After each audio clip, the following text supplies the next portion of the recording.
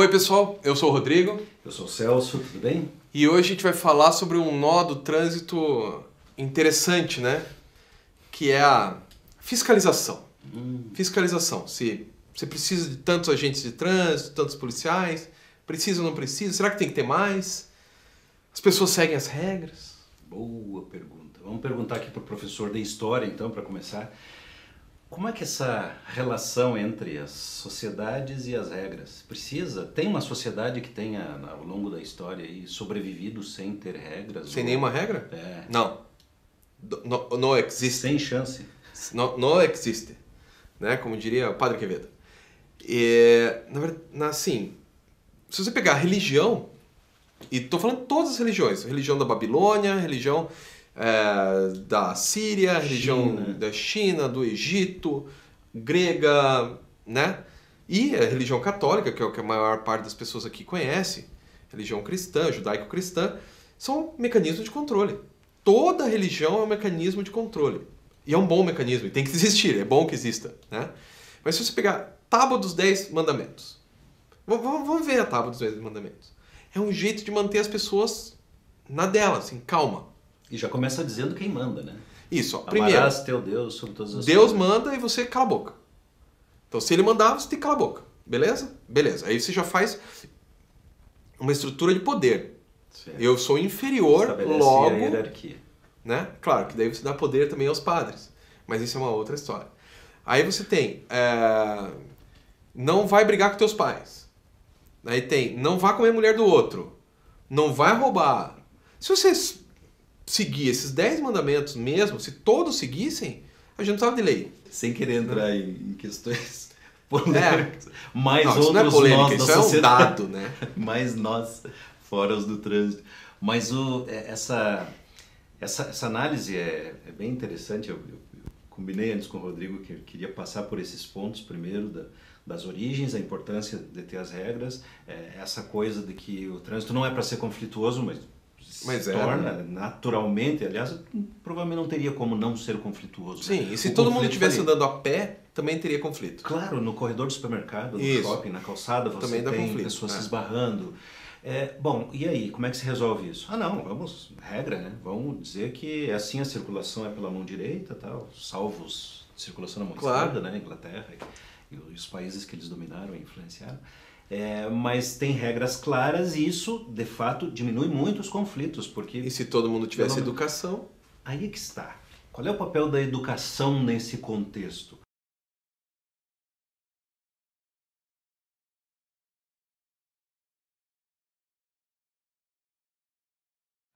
E é isso aí, pessoal. Até a próxima. Até mais. Tchau.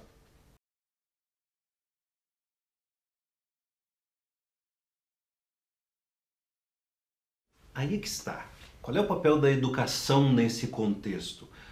Veja, tem uma formulazinha tão batida, eu não me canso de repetir porque as pessoas, eu acho que ou escutam e talvez não estejam ouvindo direito. Tem os 3 E's do trânsito, o E da engenharia, o E do esforço legal e o E da educação. Pense nisso como um tripé. Né? Esse tripé aqui já não fica bom, que os dedos têm 3 tamanhos diferentes, mas ele ilustra bem como está o nosso tripé aqui no Brasil, pelo menos. Todos os países têm problema de trânsito, tem uma perninha bem mais curta, que é da educação. Que é a educação. Bom, o que é engenharia? Engenharia é os automóveis, né, toda a parte de equipamentos, a infraestrutura viária, os semáforos, as placas, né? Tudo isso põe na conta da engenharia. É problemático? Sim. Pô, engenharia de tráfego claro que é problemático. Desgraçado, tem que ser bem feito. Pergunta pro pessoal aí que reclama da onda verde, você vai ver onde estão os problemas. Um carro com defeito, nunca se teve tanto recall. Eu não sei se isso é bom ou se é ruim. Bom porque estão reconhecendo, né, que tem problema, mas ruim porque, meu Deus, sai com tanto defeito assim, né? Cobram tão caro. Mas a maior parte dos problemas não está nessa perninha, nesse E da engenharia. A outra perninha, o E do esforço legal, não é uma coisa só. É a lei, a fiscalização e a aplicação da punição. Tem 3 nessa uma perninha do E do esforço legal. Ali eu acho que também não tem problema, Rodrigo, porque o que o pessoal chia aí da indústria da multa é verdade. É porque... Só que, veja bem, Qual foi a última vez que você foi parado numa blitz? Esse E do esforço legal, ele implica na presença da autoridade, é o árbitro no campo de futebol. Porque se ele não estiver lá, quem que vai cumprir a lei? Quem que vai fazer cumprir a lei? Aí você pode pensar, mas tem radar, mas o radar é um árbitro, tirar né? foto, é um equipamento, tem toda uma, não é só colocar uma máquina fotográfica lá acoplada ao sensor no radar, tem toda uma parametrização, uma autorização legal, mas são equipamentos que compensam até certo ponto a falta da presença do agente de trânsito. Sim. Mas eu vou dar um exemplo bem claro da engenharia e do esforço legal que não resolve o problema da violência no trânsito. A engenharia colocou um semáforo no cruzamento.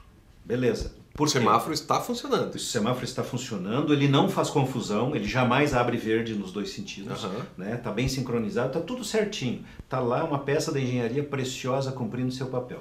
Mas eu cheguei lá com pressa e eu não suporto aqueles 40 segundos de luz vermelha na minha cara. E olha que a maioria das cidades, a maioria dos semáforos tem menos de 1 minuto. Tá? E a gente acha que não pode parar. Se eu não tiver paciência e resolver furar o sinal vermelho, eu vou furar o sinal vermelho. Eu consigo fazer isso. O semáforo não é uma solução da engenharia que possa me impedir. Mas aí vem Isso é a educação. Então, mas daí vem a lei. A lei é a segunda instância ali. A lei diz assim, mas isso está previsto em lei, é proibido. Se tiver um agente de trânsito lá, tem um executor da lei, eu serei multado. Mas tinha o semáforo e não tinha o agente de trânsito. Mas o semáforo tinha uma câmera, então fui multado. Se não tiver nem a câmera nem o agente de trânsito, é capaz de não dar nada. E está aí uma das origens dessa coisa da desobediência.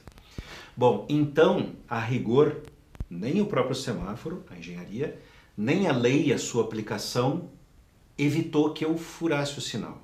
Alguém pode dizer, mas você toma uma multa e isso é um atenuador. Dificilmente você vai querer tomar de novo. Depende, tem gente que tem dinheiro, tem empresas que têm orçamento para pagar multa de funcionário com seus veículos, imagine. Isso é verdade. Então, suponha que ao furar o sinal vermelho tivesse acontecido um acidente. Isso sim não dá para voltar atrás. E aí? Agora chegamos no E da educação. A única coisa capaz de fazer eu, quando chegar lá e acender a luz vermelha na minha cara, por mais que eu fique indignado, eu abrir mão da minha necessidade pessoal em prol de um bem comum, em nome da cidadania, entender que existe o outro. Isso é educação. E o outro é tão importante quanto você. Ele não é nem mais importante nem menos importante. Ele é igual. Isso é educação. E vem da onde essa educação? Infelizmente a resposta não é bem simples, né? Mas é fácil. Porque ela não depende apenas do governo, né? Exatamente. E é isso aí, pessoal. Até a próxima. Até mais. Tchau.